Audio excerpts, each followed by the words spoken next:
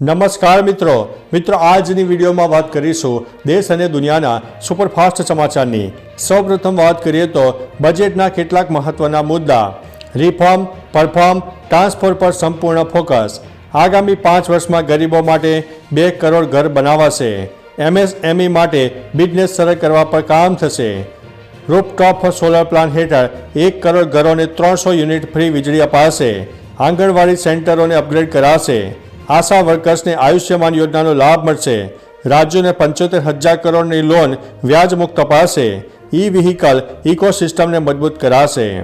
અન્ય મહત્વના સમાચારની વાત કરીએ તો રાજ્યમાં ઠંડીથી આંશિક રાહત। હાલ રાજ્યમાં ઠંડીથી આંશિક રાહત મળી રહી છે। રાજ્યના મોટાભાગના શહેરોમાં 15 ડિગ્રીની આસપાસ તાપમાન નોંધાયું છે। હવામાન નિષ્ણાત અંબાલાલ પટેલ પણ આગાહી કરતા જણાવ્યું છે કે આગામી સમયમાં ડબલ ઋતુનો અનુભવ થશે। સવારે અને રાત્રે ઠંડી અને બપોરે ગરમીનો અનુભવ થશે। અન્ય મહત્વના સમાચારની વાત કરીએ તો સંસદ પર હુમલામાં પકડાયેલા આરોપીએ કોર્ટમાં સનસનાટીભર્યા આક્ષેપો કર્યા છે। તેમણે કહ્યું છે કે તપાસ દરમિયાન તેમને ઇલેક્ટ્રિક શોક આપીને ત્રાસ આપવામાં આવ્યો હતો।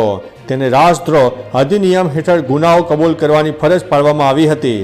તેમને વિપક્ષી પાર્ટીઓ સાથે સંબંધ હોવાનું સ્વીકારતા લેખિત નિવેદન આપવાની તેમજ પોલીસે 70 કોરા પેજ પર સહી કરાવવાની ફરજ પાડી હતી। આગામી સુનાવણી 17 ફેબ્રુઆરી સુધી મુલતવી રાખવામાં આવી છે। તો ચાલો મિત્રો, ફરીથી દેશ અને દુનિયાના સુપરફાસ્ટ સમાચાર લઈને મળતા રહીશો। ત્યાં સુધી અમને રજા આપશો। નમસ્તે।